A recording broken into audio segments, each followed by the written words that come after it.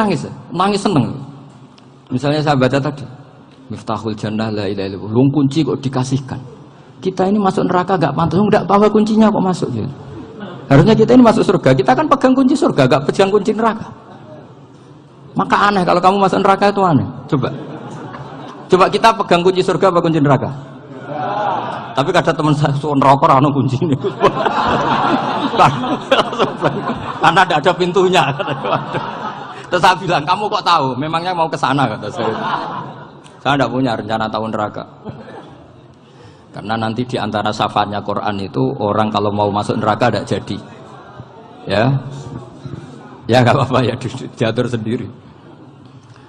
Jadi di antara syafaatnya Quran itu orang nggak jadi masuk neraka. Jadi syafaat itu ada dua, dari neraka diangkat ke surga, dan itu bisa lama itu. Tapi kalau syafaatnya Quran itu yang belum masuk neraka supaya nggak jadi masuk neraka. Karena neraka juga punya aturan, dia juga kena aturan fikih. Jadi, betul ini, saya ada bujan. Jadi kena konstitusi apa? Fikih. Sama tak ceritani syafaatnya Quran itu. Ada orang itu beling itu fasik. Itu dihafal surat Tabarok. Hafal betul. Tabarakalladzi biyadihil mulku wa huwa ala kulli syai'in qadir alladzi khalaqal mauta wal hayata. Pertanyaannya gini, boleh enggak orang menginjek surat Baqarah? Boleh enggak? Enggak. Padahal orang hafal Quran itu artinya ayat itu ada di hatinya. Fa inna wa ta'ala la yu'adzibu qalban wa al-Qur'ana. Allah tidak akan menyiksa hati yang menyimpan Quran, yang jadi flash disknya Quran, yang jadi rekaman Quran. Singkat cerita orang ini hafal. Pas ketemu Mungkar Nakir prosedur kan, ini orang fasik mau diantemin sama Mungkar Nakir. Prosedur ya, dia kan prosedur standar. Si surat Tabarok akhirnya menjelma jadi seseorang yang gagah berani. Kamu nggak boleh nyiksa orang ini. Saya ini kalamullah. Kalau kamu nyiksa dia berarti nyiksa saya. Kamu berani sama kalamullah. Wah ya tidak berani dari Mungkar Nakir. Tapi orang itu nakal, harus saya gebukin. Tapi kata Quran tadi, tapi saya di situ pasti kena saya. Oh debat, nggak ada lajnahnya, ini nggak ikut. Kalau kesulitan ikut jadi lajnah. Kalau jadi lajnah pasti kroninan. Kalau santrinya dimenangkan nanti. Akhirnya debat. Ya sudah kita ketemu Allah. Akhirnya Mungkar Nakir sama Quran tadi surat Tabarok datang, sowan sama Allah. Terus kata Allah, memangnya kenapa Mungkar Nakir? Saya harus nyiksa dia karena dia fasik ya Allah. Memangnya kenapa surat Tabarok? Saya ada di situ. Menurut aturan, orang tuh nggak boleh injak-injak Quran. Kalau dia nutuk saya, nutuk Quran, itu harus dikasih tahu fikihnya Mungkar Nakir. Akhirnya Allah ngendikan gini ke surat Tabarok, ya sudah terserah kamu. Kalau terserah kula Gusti, Mungkar Nakir nggak boleh nyentuh orang ini. Ya sudah selamat. Sehingga terus itu sama baca di termasuk mujizatnya surat Tabarok di tafsir Ibnu Katsir banyak. Karena tadi logikanya malaikat itu juga kena aturan fikih. Sehingga banyak ulama termasuk Sayyid Muhammad ngendikan pertanyaan Mungkar Nakir itu tidak semua orang kena. Kalau semua orang kena nanti kalau tanya Nabi Muhammad, waman nabiyuka? Kacau kan jamnya. Nabi kamu siapa? Saya ini nabi. Ya kan? Lah nanti kalau pas ketemu Nabi Ibrahim, waman abuka? Jadi repot kan? Makanya ada kiai yang guyon kalau ditanya, "Marabbuka?" Saya ini guru tauhid sembrono. Saya ini ngajar Ummul Barohin, kamu tanya Marabbuka. Masyhur itu keramatnya Imam Malik itu. Ada Ashabu Malik, rajulun min ashabi Malik. Beliau ditanya Mungkar Nakir, "Marabbuka manabiuka?" Imam Malik datang, ini seumur-umurnya itu ngajar tauhid. Kok kamu bedai enggak sopan kamu? Dan kita berharap barokah sampean ngaji nanti itu. Yes. Malaikat itu anak sungkane gitu. Jadi dan saya meskipun guyon itu serius. Bedanya orang alim sama ndak itu di situ. Kalau orang alim itu guyon itu masih benar, masih serius. Coba saya bacakan ayatnya. Ala inna auliya Allahi la khaufun alaihim wa lahum yahzanun. Terus lahumul busyra fil hayatid dunya fil akhirah. Artinya kalau Mungkar Nakir dengan penampilan garang gitu, berarti ada ketakutan apa enggak? Ada, padahal ciri utama walinya Allah tidak ada ketakutan. Makanya itu termasuk dalilnya Sayyid Muhammad, tidak semua orang alami seperti itu, karena wali-wali itu la khaufun alaihim wa lahum yahzanun. Wah anak kiai ketemu karena kerja buat tidur wedek, Iku rezeki ora kok pertanyaan tok, nek konan santri piye? Lho isen wis kiai dihanjuti mungkar nakir. Malu gak kira-kira? Mesti plengakane konan santri piye? Nak jawabannya gampang karena pernah ngajar tauhid. Makanya Sayyidina Ali ini cerita ini ada di kitab Nurul Dholam. Sama lihat di kitab Nurul Dholam karangannya Syekh Nawawi Banten. Itu Sayyidina Ali itu ya, andekan orang biasa mungkin ya agak-agak hasut, tapi ini wali gak boleh kamu katakan. Dia itu mangkal sama Umar. Orang kok setiap orang pernah dibentak. Apa dia berani bentak Munkar Nakir? Penasaran dia. Bagaimana perangnya Umar itu berlanjut enggak gitu kira-kira. Akhirnya minta, ya Allah saya minta kasyaf. Ya karena yang minta Sayyidina Ali karena mau wajah dituruti sama kasyaf. Dilihat Sayyidina Umar pas meninggal itu. Jadi hasud itu ya kadang penting asal baik. Loh betul bahasa Kanjeng Nabi kadang la hasada illa fisnaten. Itu Nabi bahasakan ya hasad. Gus Verson saja yang nafsirkan ghobtoh itu kan gaya-gayanan sebagai ulama. Aslinya Nabi ngendikannya itu la hasada illa fisnaten. Ulama yang ganti itu namanya ghobtoh. Wong Nabi sendiri nyebut hasad kok kamu tafsiri ghobtoh. Ya hasad ya hasad. Udah ada usah ditawil-tawil pokoknya gitu. Kalau sama nggak percaya nggak apa-apa. Kok gitu aja kok repot. Karena sama nggak percaya kemungkinannya dua. Satu nggak ngerti.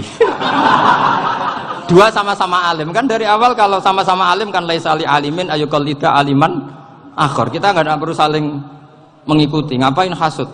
Biasa aja. Akhirnya Sayyidina Ali kasar. Pas Umar bangun, setelah mati kan bangun, setelah meninggal bangun. Munkar Nakir datang dengan perang yang sangat garang. Itu digambarkan Sayyidina Ali matanya itu kalkidril ghali. Kayak apa? Kendil yang apa? Menganga. Wah, seru. Sayyidina Ali senang, paling takut ini Umar. Senangnya bukan main. Wah, ini mesti takut Umar. Biasa. Ternyata enggak, Umar malah bangkit. Woi, Munkar Nakir ya. Kamu tahu menghadapi siapa? Itu betul ya? Kamu itu menghadapi temannya ahabbal khalqi ilallah. Yang diandalkan temannya bukan dia. Kamu tahu yang kamu hadapi, saya ini teman kekasihnya Allah. Jadi boleh kamu mengandalkan Mbak Virjon. Tapi nanti resikonya Munkar Nakir tanya, itu Virjon siapa? Wah itu masalah kan. Makanya syaratnya wali itu harus ma'rufun fis sama. Di langit sudah populer. Makanya dulu ada orang yang saking seninya Abdul Qadir ditanya apa saja jamnya Abdul Qadir Al-Jilani. Itu aman karena beliau populer. Makanya program kita harus populer dulu di langit. Nah, itu nanti kalau dicatut oleh santri-santri nggak apa-apa. Kalau nggak populer nanti dicatat, itu siapa? Masalah ini. Umar itu yang dibanggakan itu, kamu tahu saya siapa? Ya enggak tahu. Saya ini temannya kekasihnya Allah. Temannya Muhammad. Iya, Muhammad Rasul. Wah, mikir waduh. Repot.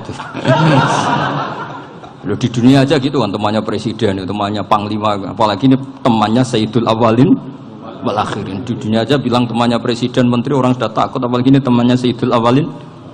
Hanya Munkar Nakir terus konfirmasi sama Allah, gimana ya Allah ini ngadepi. Sebetulnya yang diandalkan itu temannya, bukan dia. Wah, akhirnya sama Allah dibilang, ya Bu, ya sama seorang seperti itu Bu yang sopan. Terus semenjak itu Munkar Nakir itu nggak selalu berpenampilan seperti itu sangat. Jadi semoga itu konsisten sampai nanti. Jadi kamu kalau ingin nggak takut Munkar Nakir jadi wali dulu. Karena syaratnya tadi hanya wali sing la khaufun alaihim walahum yahzanun lahumul busyra fil hayatid dunya fil akhirah. Jadi orang itu kalau ngaji itu harus khatam. Jangan semuanya kena pertanyaan. Jadi kalau semuanya kena pertanyaan nanti repot. Kalau Nabi Muhammad ditanya waman Nabi Yuka. Nabimu siapa? Lu kan terus jadi aneh. Jadi makanya ngendikane Sayyid Muhammad semua ulama lah. Enggak ada am kecuali ditaksis. Kecuali sifatnya Allah. Misalnya bikulli syai'in alim ya benar-benar bikulli syai'in. Tapi kalau am semuanya pasti ada taksis. Meskipun dalam muhawarah muhadasah biasa. Misalnya contoh gampang istri kamu baru seneng kamu, Mas nak pengen apa-apa itu lapor aku, gak apa-apa Mas, mesti aku seneng sama lapor. Iku dia pengen wayo. Wah langsung Jadi apa wae? Mesti apa wae maksudnya kecuali itu gitu. Padahal kalau ngomong, Mas, sampean ingin apa saja tak dukung. Terus sampean bilang, kepengin ku iku wayo. Kira-kira disetujui apa enggak? Sama seperti kita kalau punya teman akrab, wes nang omahku gak apa-apa, anggap ae omahmu dhewe. Terus mlebu-mlebu kamar. Jadi tidak ada am kecuali ditaksis. Artinya kalau ada cerita bahwa orang mati pasti ngalami ditanya mungkar nangkir, itu pasti ada am yang ditaksis. Itu pasti tidak dialami para anbiya, para auliya. Karena ciri utama wali itu la khaufun alaihim walahum yahzanun. Kemudian saya yang mau cerita ya, supaya sampean bisa menghadapi dunia global ini, tak bawa tafsir Munir termasuk tadi.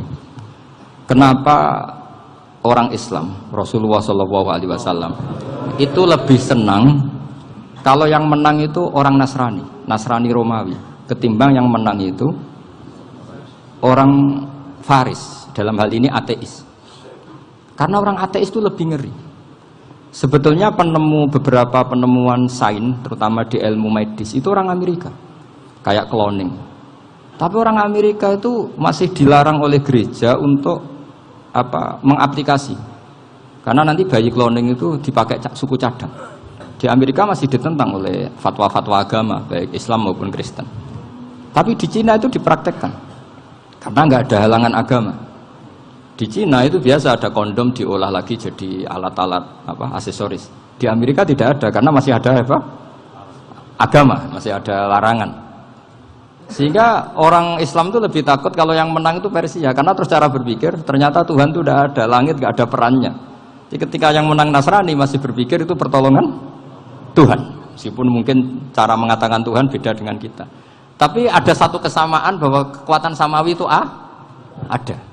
Jadi disebut ghulibatir rum fi adnal ardi wa hum min ba'di ghalabihim sahlibun. Di sini diterangkan oleh Syekh Nawawi supaya kamu tidak salah paham. Sebetulnya kamu katakan misalnya wah itu paham liberal, sebenarnya saya tidak tersiksa. Cuma takut yang mengatakan seperti itu cek goblokir atau ngaji gitu. Itu aja masalah saya. Ini saya baca ini karangannya Syekh Nawawi, karena tadi kata Mbak Firjon ngaji itu ada sama orang yang bersanad. Saya ini kalah sama beliau itu berkali-kali. Secara nasab saya harus manggil Mbah. Secara silsilah ilmu saya juga kalah lagi. Saya sering disewani sama cucu-cucu Syekhona Khalil. Kiai Siddiq itu termasuk murid dekat beliau, Syekhona Khalil. Kalau itu berarti kan Gus Firjon, Ahmad, terus Mbah Siddiq. Mbah Siddiq ngaji Syekhona Khalil. Syekhona Khalil itu pernah ngaji langsung sama Sayyid Zaini Tahlan. Berarti beliau dari Sayyid Zaini Tahlan itu baru generasi kelima. Sementara saya itu sudah ke-7 atau ke-6. Saya, Mbah Mun, Mbah Karim misalnya, Mbah Hashim, Mbah Mahfud Termas, Sayyid Abi Bakar Sato yang ngarangnya Anatul Thalibin, baru Sayyid Zaini Tahlan. Berarti saya ke-7, kalah lagi. Tapi untuk jadi wali biasanya cepat saya. Karena syaratnya jadi mbah itu ngalah demi putu. Jadi kalau beliau ngotot, saya dulu Gusti, saya mbahnya. Wah itu mbah yang nggak baik. Pasti jatahnya dikasihkan apa? Cucunya dulu. Makanya Abdul Muthalib itu orang yang dapat wangsit, tapi yang jadi nabi itu cucunya. Jadi dalil saya banyak. Sebenarnya Abdul Muthalib itu sudah sering dapat wangsit. Karena saya bahasakan wahyu, Nabi yang protes, enggak nabi kok dapat wahyu. Tapi sebetulnya Abdul Muthalib itu masyhur. Kalimat-kalimatnya menunjukkan bahwa beliau itu sudah dapat wahyu kalau nanti cucunya itu jadi nabi. Makanya senangnya bukan main Abdul Muthalib sama Rasulullah. Putu seneng, mbah seneng putu. Jadi mungkin, jadi sampean enggak usah protes loh. Yang jadi wali kok cucunya. Dulu betul. Dulu Mbah Hamid Pasuruan itu kalau Mbah Ahmad Siddiq ke sana, Mbah Hamid Pasuruan kalau manggil Mbah Ahmad Siddiq itu paman. Tapi pamannya minta ijazah ke ponaan. Apa ya gara-gara itu memang. Kalau itu masih berlaku, apa? Ngalah tadi.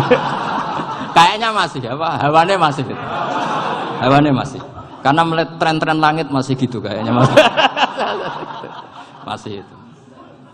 Ya, tapi mbahnya tetap dapat jatah, tenang saja nanti. Tapi memang sebaiknya mbah itu legowo. Rasulullah Muhammad SAW itu terkenal min dzurriyyati Ibrahim. Tapi kata Rasulullah, ana dakwatu Ibrahim wa bisyaratu Isa. Aku nganti ngene iki barokah dongane Nabi siapa?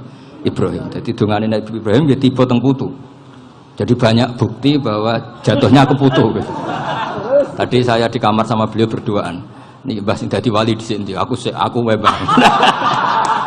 Cocokan tadi. Nah, kenapa saya akhir-akhir ini gulirkan daftar wali? Kenapa?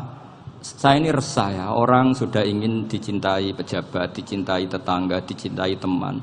Tapi kadang-kadang orang lupa lagi dicintai Allah. Makanya saya meskipun guyon, tapi ini amdan, bukan sahwan. Supaya orang punya cita-cita lagi jadi wali, ingin dicintai Allah.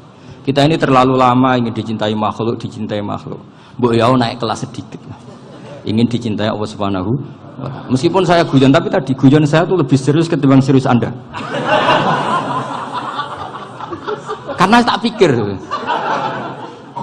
Saya tuh kalau pergi itu seneng ngebis, bukan karena saya tidak punya mobil, tapi saya sering mau butuh itu supaya nggak diganggu. Karena saya tuh harus punya waktu sendiri. Kalau ngebis kan ketemu orang nggak kenal, tapi sekarang ya agak susah, banyak yang kenal. Dan susahnya lagi nggak minta ijazah, minta foto. Aduh, repot tuh. Mau dibenci itu umatnya Rasulullah Shallallahu Alaihi Wasallam. Mau disetujui itu sanatnya mana? Kalau ketemu orang alim minta apa? Foto. Itu nggak ada sanatnya. Nggak tahu saya itu mazhab dari mana itu. Ya mazhab milenial yang jelas itu kan. Ini tak baca ya biar dapat. Karena ini kenangan saya sama Mbak Ahmad Siddiq. Saya masih ingat betul beliau ngisi kholnya Mbak Abdullah bin Umar, berarti abahnya Mbak Hamid.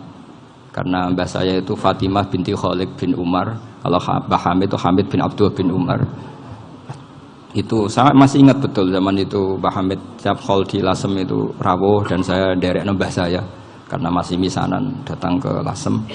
Itu beliau pas itu ngisi sama Mbah Mun. Mbah Mun masih muda, Ki Ahmad Siddiq sepuh senior.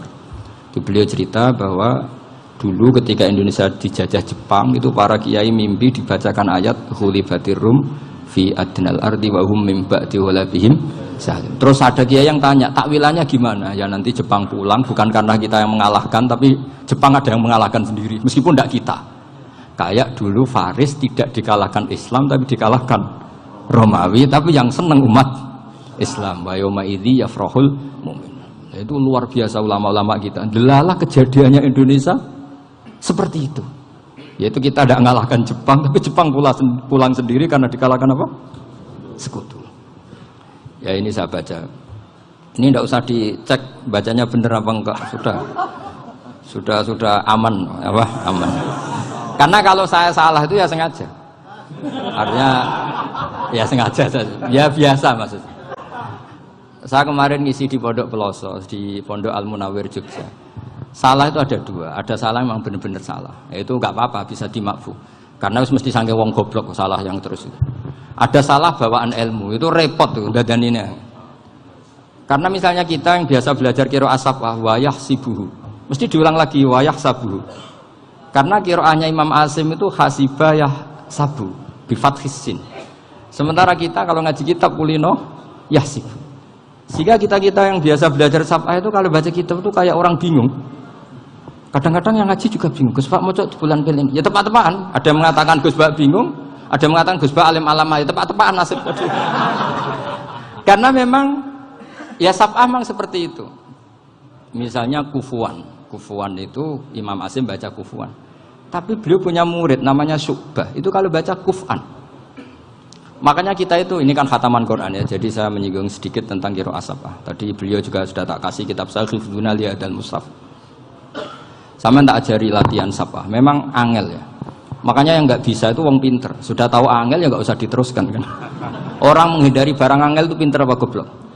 Pinter. Berarti wong goblok pinter. Saya tuh makanya sama orang goblok tuh respect. Jadi orang alim tuh angel apa gampang? Angel. Menghindari barang angel pinter apa goblok? Loh, orang menghindari barang angel pinter apa goblok? Pinter. Berarti wong goblok pinter. Jadi saya sama orang-orang goblok itu respect. Sudah tahu jadi orang alim angel ya barang angel ya harus dihindari. Makanya saya ini insya Allah umatnya Nabi yang termasuk yang terbaik. Amin. Karena mencintai umatnya Nabi termasuk yang goblok. Itu tidak gampang itu. Karena tadi Sudah tahu ya? Seperti itu loh orang naik panjat pinang itu. Itu yang naik karena ingin hadiah. Yang nonton sudah tahu, wah licin kok dinaikin mau keplodok. Tapi orang sepakat yang nonton juga pinter karena sudah tahu ribet kok. Tuku yang pasar kena lah apa mana. Sama juga gitu. Ngalim tafsir angel, ngalim fikih angel. Ada karek ngaji ngerekam kan gampang. Itu pinter apa goblok? Pinter. Iya. Makanya kula niku mbok burohno ngono tok. Saya tadi dinasihati Mbak Firjon, muga-muga hati saya selamat. Saya itu meskipun kata orang banyak, muhibbin saya banyak, tapi saya insya Allah tidak riya. Saya itu pakai kitab namanya Tasbidul Fuad, itu karangannya Sayyid Abdul Al-Haddad. Ketika beliau punya muhibbin banyak ditanya, bagaimana ya Habib Anda menjaga hati Anda? Jamnya Sayyid Abdul Al-Haddad itu unik. Innama azzamu Allah. Mereka itu sebenarnya menghormati Allah. Cuma butuh sarana, dan itu saya. Jadi saya tahu sampean semua itu mencintai Quran, mencintai sunnah Rasul, mencintai hadis-hadis Rasul. Cuma sampean kan karena nggak paham, terus manfaatkan saya. Jadi sebenarnya saya ini korban. Korban. Jadi saya mau riak gimana? Korban kok mau. Bangganya di mana tuh? Coba sampean misalnya ngaji tafsir, belajar sendiri kan susah. Terkibnya susah, maknanya susah. Bahkan beli kitabnya kadang nggak kuat. Loh, untuk jadi alim tafsir itu kan harus beli kitab. Loh, saya sering belajar kitab itu jutaan. Tafsir Tobari, saya pernah beli kitab Fakhrur Razi itu berapa coba? 27 jilid. Karangannya Fakhrur. Belum karangannya ulama modern, Imam Sa'rawi. Itu berapa jilid? Itu jutaan. Saya kemarin juga dihadiahi kitab Pak Quraish Shihab namanya Faidul Bari fi Syarhil Bukhari. Pak Quraish Shihab yang terkenal. Dia sering diskusi sama saya. Saya ngasih hadiah beliau ngasih hadiah saya. Oh itu harganya nggak kuat. Tidak kuat kadang di Indonesia nggak ada coba. Dan sama orang hebat menghindari kesulitan itu. Nah, kesulitan itu, sebab ngaji ikut, kalau nggak paham dirukok rekamannya sudah. Gitu. Pinter mana sampean sama saya? Pinter sampean kan? Bikin sosis susah, beli aja kok repot kan?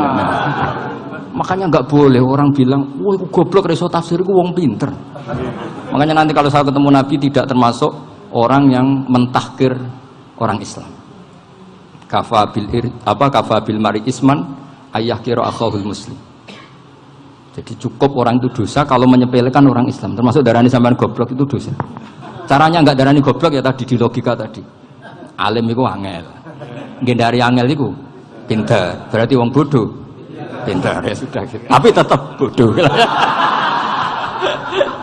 Tapi ini satu cara untuk saya respect gitu. Coba orang yang ngaji tafsir saya banyak, mungkin ribuan. Itu sebetulnya mencintai Quran. Karena Quran adalah kitab suci yang panduannya umat Islam. Sangat mencintai Quran. Terus kemudian mereka nggak paham. Terus mencari orang yang memahamkan. Burohno lah cara jawabannya ini.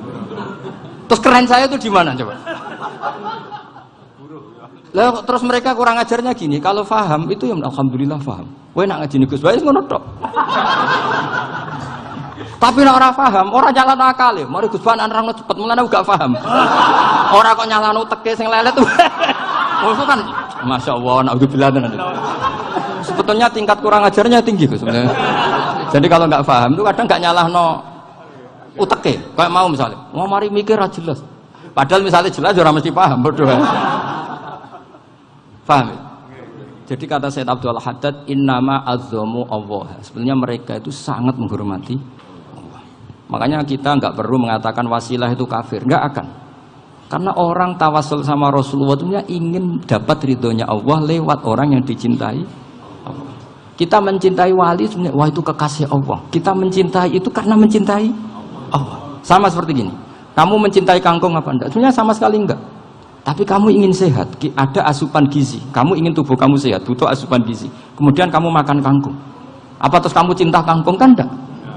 Cinta kesehatan kamu sama. Orang yang mencintai saya ingin kepuasan rohani. Saya kan termasuk kiai yang torekonya gampang. Ini swarga kan akhirnya penggemarnya banyak. Coba kalau kamu ini neraka. Jadi sebetulnya Anda mencintai kepuasan Anda sendiri. Nah, saya ini korban. Makanya untuk masuk surga cepat saya, korban itu cepat. Da'watul mazlum la turaddu kan gitu. Laisa bainahu wa bainallah hijab. Jadi saya kalau donga langsung seret langit. Karena mazlum. Saya sinau tafsir itu Pak, sampean bayangkan ada tafsir itu sudah 27 jilid. Sing ngarang Fakhrul Razi itu buletnya bukan main. Karena dia ahli filsafat. Buletnya Masya Allah. Sudah gitu sinau Jalalain kadang dikomen oleh Sawi. Sudah kita percaya Jalalain jebule dibuli Sawi. Percaya Sawi dikandani, "Oh iku Maliki ra Sawi." Oh, ribet. Sudah gitu sinau Qurtubi, sinau tafsir Tabari itu susahnya. Belinya susah, belajarnya susah. Padahal saya punya keluarga, punya istri, punya anak. Bayangkan kalau istri saya rewel kayak istri sampai. Wah itu. Tapi alhamdulillah enggak. Sama sekali enggak. Allah sudah milihkan, wah ini bahaya kalau punya istri rewel. Imam Sibawai itu kitabnya banyak, tapi yang terbukukan hanya kitab Sibawai. Karena beliau kalau sudah belajar lupa istri. Hanya pas beliau di pasar, kitabnya dibakar semua sama istrinya. Karena dianggap saingannya. Ternyata yang dicerai tidak kitabnya, malah istrinya. Itu Imam siapa? Sibawai. Tapi alhamdulillah kitab saya nggak terbakar, aman. Saya teruskan ya. Jadi untuk menjaga riya dilatih innama azzamu Allah. Sebenarnya mereka itu menghormati Allah. Sehingga wasail-wasail itu sebenarnya nggak pernah jadi subjek pelaku utama, enggak. Tetap Allah. Sebab itu kata Sayyid Muhammad, kamu kok mengatakan wasilah itu kafir itu gimana? Ketika innallaha qad ba'atsa lakum taluta malika. Talut itu ya manusia. PD-nya itu apa? Inna ayata mulkihi ayyatiyakumut tabut fihi sakinatum mir rabbikum wa baqiyatum mimma taraka alu Musa wa alu Harun tahmiluhul malaikah. Jadi beliau PD itu kalau bawa sunduk semacam peti sakti, sing di situ ada baqiyatum mimma taraka alu Musa wa alu Harun tahmiluhul malaikah. Ya kayak semacam jimat. Tapi saya bukan mensyariatkan jimat enggak, karena nanti banyak penjual yang pembohong juga gitu loh. Cuma cerita, kamu tidak usah mengatakan kafir. Dulu Talut PD-nya kalau bawa sunduk semacam peti kesaktian yang di situ ada baqiyatum mimma taraka alu Musa wa alu Harun tahmiluhul malaika. Sehingga Khalid bin Walid meskipun beliau sahabat dan menyaksikan wajah Rasulullah sallallahu alaihi wasallam, itu bawa sya'aratun min sya'aratihi Rasulullah sallallahu alaihi wasallam, bawa rambutnya Nabi. Perang kemana-mana itu diletakkan di pecinya. Nanti sama tanya lagi, masa pakai peci Khalid bin Walid ini? Wah panjang, sampai itu repot. Sampai tak warai ngaji usul fikih. Usul fikih itu kalau ngaji itu ada istilah tangkihul manat. Ini mesti ini wilayah yang kita bisa berdebat sama Mbah Firjon. Dulu itu musuh saya karena saya makili Anwar, beliau makili Peloso. Tapi tahu-tahu kalah tua terus saya mengundurkan diri. Di fikih itu ada istilah, ada tangkihul manat, ada tahqiqul manat, ada tangkihul manat. Tangkih itu kira-kira gini, lafadz hadis itu dibuang sekian untuk tahu bahwa itu madarul hukmi. Misalnya gini, tak beri contoh paling gampang. Sama harus paham, kalau nggak paham nggak pinter-pinter. Ja'a a'rabiyun ila Rasulillah sallallahu alaihi wasallam. Ya karena ini menghormati Mbah Ahmad Siddiq, saya orang alim, jadi ngaji ini tetap ada suasana alim. Ya harus ada suasana alim. Nggak perlu jadi orang alim tadi susah. Sudah ngindari susah itu pintar. Sudah itu aja. Jadi orang alim susah, ngindari barang susah pintar. Berarti orang tidak alim pintar. Nah, meskipun tetap sudah kita itu pegangi sampai mati nanti. Loh, jadi orang alim itu repot. Itu kata Imam Ghazali, kalau orang alim kalau mau masuk surga itu sama Allah nggak boleh. Kif, kamu nggak boleh langsung masuk surga. Coba cari umat kamu, syafaati dulu. Nah, saya takut nyari sampean nggak bisa kembali. Saya tidak punya rencana itu. Pokoknya mau masuk. Boleh sampean kuaduan, aduan balik raroh dewi, wah repot nanti saya. Berat jadi orang alim itu berat. Ya saya teruskan ya. Ada tangkihul manat. Ja'a a'rabiyun ila Rasulillah sallallahu alaihi wasallam. Faqala ahlaktu wa ma ahlakaka qal waqa'tu imraati fi nahari Ramadan. Ya dan saya ini rusak ya Rasulullah. Kenapa? Karena saya menjima istri saya fi nahari Ramadan. Terus kata Nabi, kamu harus bayar kafarah. Napa Nabi kafarah? Puasa 2 bulan. Wong baru 1 hari aja terjadi gitu kok disuruh puasa 2 bulan. Ya tidak kuat ya Rasulullah. Baru berapa hari saya puasa aja kecelakaan seperti itu. Apalagi kalau sampai 2 bulan. Tidak ya Rasulullah. Ya sudah kalau gitu kamu pertama ngasih makan apa? Itku rokobah kan, pertama merdekakan budak. Tapi kan sekarang nggak ada budak makanya. Terus sekarang langsung puasa. Wah ini nggak bisa semua. Ya sudah ngasih makan orang 60. Kasihkan siapa ya Rasul? Ya orang fakir. Saya ini paling fakir. Di kampung saya ini orang paling fakir. Jadi mulai dulu orang fakir itu hubungan suami istri itu paling lancar. Mulai dulu. Makanya orang fakir itu anaknya banyak. Karena hiburannya hanya itu. Wong Ramadan aja. Coba mau ke ATM nggak punya uang, mau antri di bank nggak punya, mau apa coba? Itu mulai dulu. Ini sanatnya mutasil. Akhirnya sudah sanksinya kan tadi ya idku raqabah atau puasa 2 bulan berturut-turut atau ngasih makan 60 orang miskin. Lalu kata ahli usul fikih, kata A'rabi dibuang, nggak menjadi catatan hukum. Orang kota pun kalau melakukan itu juga kena sanksi yang sama. Imro'atau juga dibuang. Andai kan itu dilakukan untuk amatnya juga ketentuannya sama. Nah sekarang perdebatan antara Imam Syafi'i dan Imam Malik begini. Sekarang pertanyaan gini, jima istri itu hukumnya boleh apa haram? Boleh kan? Lalu kalau ada orang tanpa udzur kemudian makan siang-siang, cara Imam Malik hukumnya sama, harus kena sanksi yang sama. Karena sama-sama hadku hurmati Ramadan bighairi udzrin syar'iyyin. Sama-sama merusak hukum Ramadan tanpa udzur syar'. Lo jima itu tidak zina. Kan hukumnya jaiz. Nah, sekarang makan hukumnya jaiz, harusnya juga kena ketentuan yang sama. Cara pikirannya Imam Malik. Nah, alhamdulillah Imam Syafi'i gak setuju. Wah, cara setuju repot. Bahkan orang-orang Syafi'i sudah punya khilaf, kalau gitu minum dulu. Iya, biar iftarnya pakai minum. Setelah minum baru jima kan. Ini sudah menyiapkan khilafnya. Ini khas Syafi'i ini, bongsong rekayasa hukum. Nanti bisa belajar jauh cara ngakali hukum. Makanya guyonan yang masyhur Gus Dur itu gitu. Ada seorang kiai atau Gus lah, ya punya salah, namanya manusia kan punya salah, entah cangkruk entah apa, pokoknya punya salah. Ada wartawan yang ngiranya semua kiai itu orang suci, sehingga tanya sama Gus Dur, Gus itu ada kiai kok, ya pokoknya salah lah. Tapi jangan bayangkan dosa besar, enggak, kecil-kecil aja. Itu gimana itu? Padahal kiai kan orang suci. Jawabnya Gus Dur lucu. Ya justru yang boleh salah itu para kiai. Kalau kamu nggak boleh.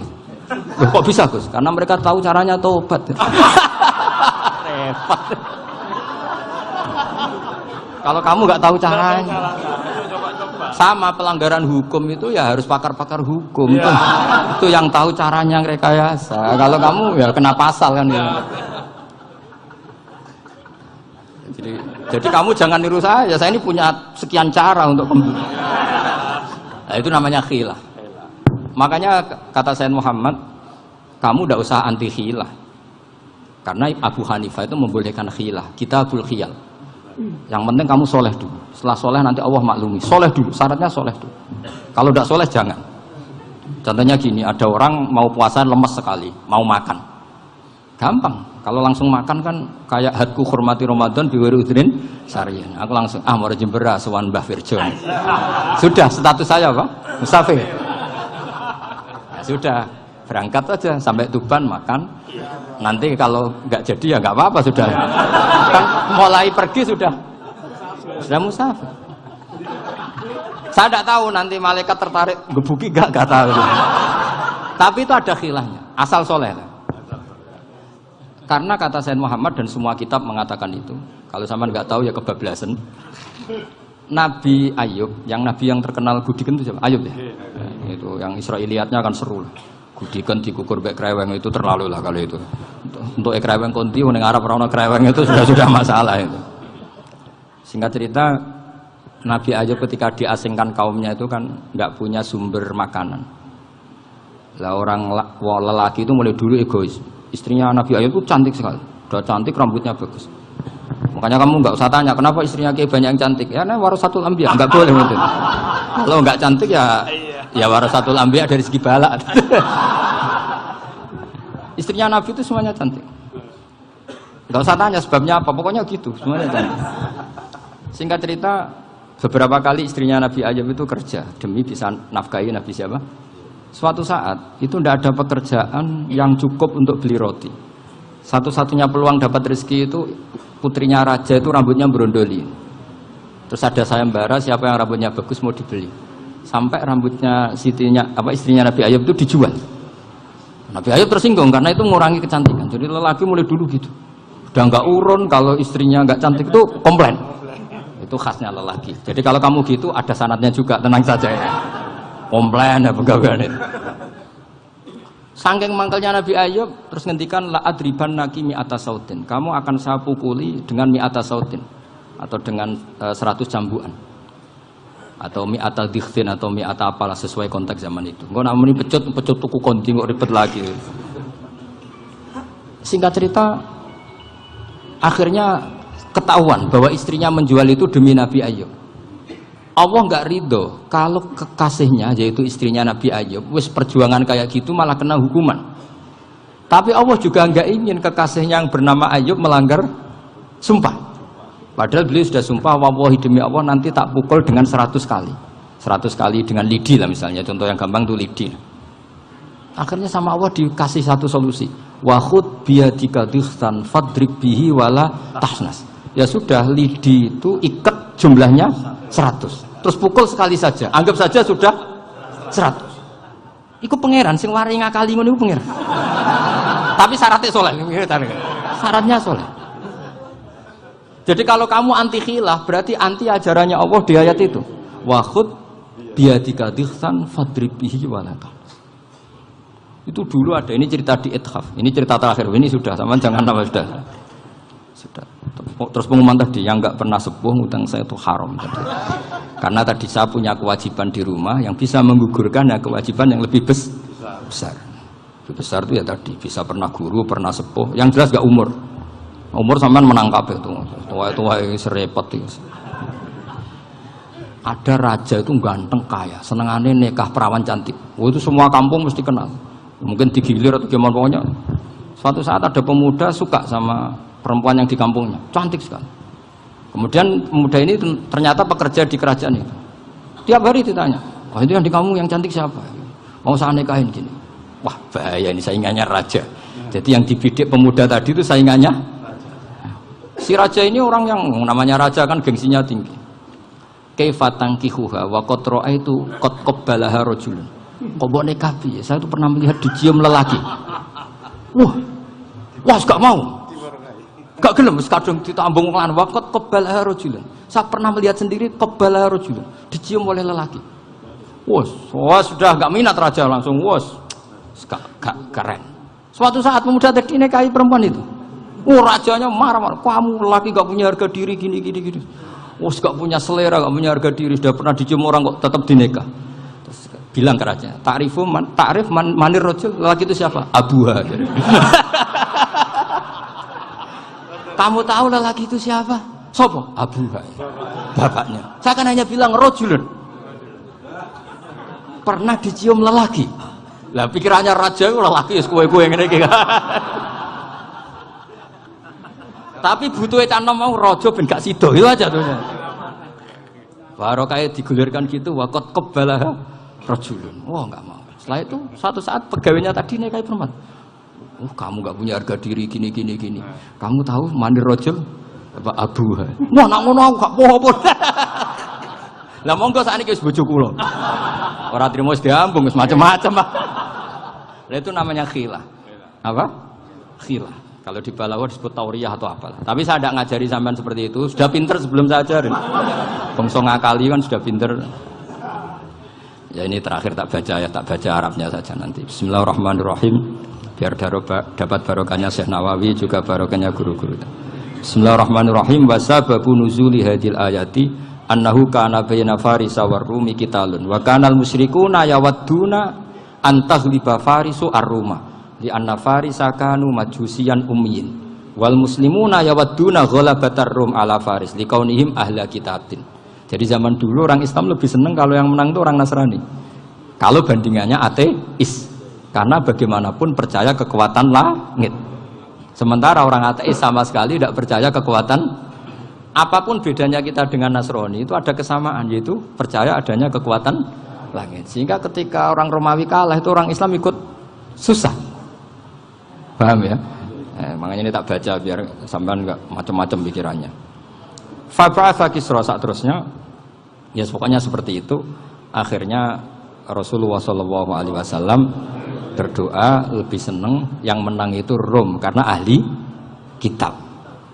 Artinya apa? Kemenangan ahli kitab adalah kemenangan makhluk atau hamba Allah yang mentautkan kekuatan kita di bumi dengan kekuatan langit. Makanya saya berharap selain kita ikhtiar medis, kita harus memperbanyak istighfar. Bagaimanapun semua itu dari Allah Subhanahu wa Ta'ala. Kita menghormati negara dengan ikhtiarnya, tapi saya mohon sekali kita juga istighfar, karena semua itu juga ditentukan oleh Allah, oleh langit. Ya, saya kira demikian. Assalamualaikum warahmatullahi wabarakatuh.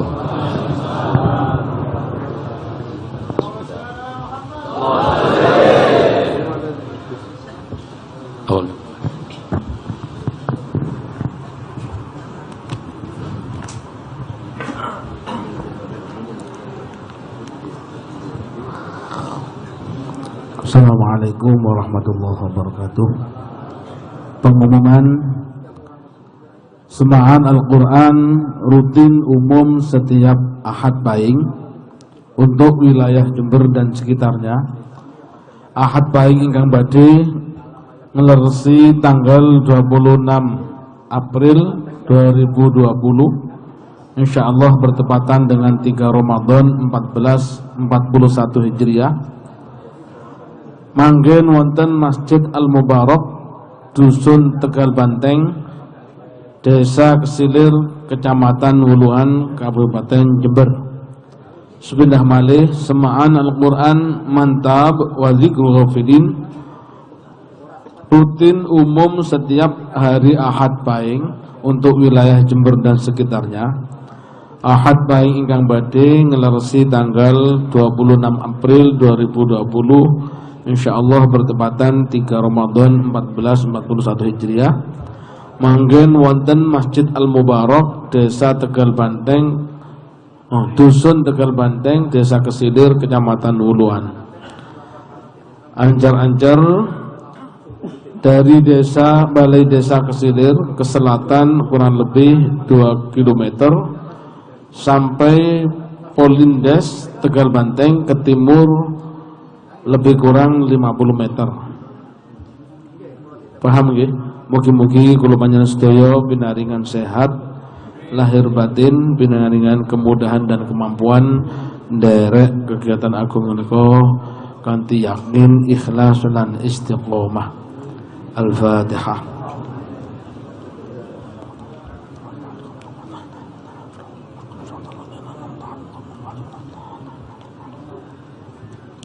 Salajengipun monggo sami-sami nata manah lan pikiran sagete nyantol manah lan pikiran derek ngamini doa khatul Quran ingkang badhe kapimpin panjenenganipun Agus Nur Khalis Abdul Aziz.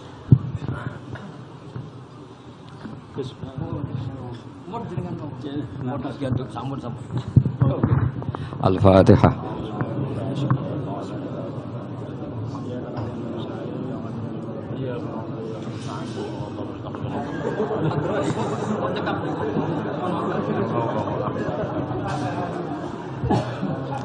Bismillahirrahmanirrahim. Alhamdulillah rabbil alamin, hamdan yuafi ni'amahu wa yukafi mazidah. Ya Rabbana lakal hamdu kama yanbaghi li jalali wajhika wa 'azimi sultanik. Allahumma shalli ala sayyidina Muhammadin salatan tunjina biha min jami'il mihani wal ihani wal ahwali wal baliyat وتسلمنا بها من جميع الفتن والأسقام والآفات والآهات وتطهرنا بها من جميع العيوب والسيئات وتغفر لنا بها جميع الذنوب وتمحو بها عنا جميع الخطيئات وتقضي لنا بها جميع ما نطلبه من الحاجات وترفعنا بها عندك على الدرجات وتبلغنا بها أقصى الغايات من جميع الخيرات في الحياة بعد الممات وبارك وسلم عليه وعلى آله وأزواجه وأصحاب أزواجه وذريته وأهل بيته ومن صلى عليه عدد ما في علمك وصلاة دائمة بدوام ملكك. اللهم ربنا يا ربنا تقبل منا إنك أنت السميع العليم وتب علينا يا مولانا إنك أنت التواب الرحيم واهدنا ووفقنا إلى الحق وإلى طريق مستقيم بركة ختم القرآن العظيم وبحرمة حبيبك ورسولك الكريم واعف عنا يا كريم واعف عنا يا رحيم واغفر لنا ذنوبنا وذنوب آبائنا وأمهاتنا وذنوب جميع المسلمين والمسلمات بفضلك وجودك وكرمك يا أكرم الأكرمين ويا أرحم الراحمين. اللهم زينا بزينة ختم القرآن وأكرمنا بكرامة ختم القرآن وشرفنا بشرفة ختم القرآن وألبسنا بخلعة ختم القرآن وأدخلنا الجنة مع القرآن وعافنا يا الله وعافنا من كل بلاء الدنيا وعذاب الآخرة بحرمة ختم القرآن وارحم جميع أمة محمد بحرمة ختم القرآن. اللهم اجعل القرآن لنا في الدنيا قرينا وفي القبر مونسا وفي القيامة شفيعا وعلى الصراط نورا إلى الجنة رفيقا ومن النار سترا وحجابا وإلى الخيرات كلها دليلا وإماما فضلك وجودك وكرمك يا أكرم الأكرمين يا أرحم الراحمين. اللهم ارزقنا بكل حرف من القرآن حلاوة بكل كرامة بكل آية سعادة بكل سورة سلامة بكل جزء جزاء وصلى الله على سيدنا محمد وآله أجمعين. اللهم ارحمنا بالقرآن اللهم ارحمنا بالقرآن واجعله لنا إماما ونورا وهدى ورحمة. اللهم ذكرنا من حسنا وعلمنا منه ما جهلنا وارزقنا تلاوته آناء الليل أطراف النار واجعل حجة لنا. اللهم انصر سلطاننا سلطان المسلمين اللهم انصر سلطاننا سلطان المسلمين وانصر علماءه ووزراءه ووكلاءه وعساكره ورعيته إلى يوم الدين واكتب السلامة والعافية علينا والحجاج المعتمرين والغزاة والسافرين والمقيم الإندونيسيين يا الله والإندونيسيين في برك بارح من أمة سيدنا محمد صلى الله عليه وسلم. اللهم بلغ وأوصل ثاب ما قرأناه بلغ وأوصل ثاب ما قرأناه ونور ما تلوناه لحظ حبيبنا وقرة أعيننا سيدنا محمد صلى الله عليه وسلم عضة أولاده وأزواجه أمهات المؤمنين وذرياته وآله وأصحابه رضوان الله تعالى عليهم أجمعين أولياء العارفين علماء العاملين والحبائب السادة والشهداء الصالحين أينما كانوا من الشرق الأرض إلى مغربها. حضرتي كي خصوصا لحضرتي كي أحمد صديق والدينا مربي له شيخنا أبينا دون أخرى كي حمد جازولي كي حمد عبد الله يا الله زادهم الله كرامة والشرافة فضل الله من كرامته والديهم والشيخهم وجدود وأهل بيتهم وأعوانهم والمقام حواليهم واجعلنا وأزواجنا وأولادنا وذرياتنا إلى آخر الذرية يا الله اجعلنا وإياهم من جماعتهم جمعا مرحومة من جماعتهم جمعا مرحومة لحظ من أهدوا الفاتحة لهم ومن زار قبرهم وإلى حضرة آبائنا أمهاتنا جدودنا جداتنا وأبنائنا بناتنا إخواننا أخواتنا أصدقائنا أستاذنا أستاذنا وقربان مشايخنا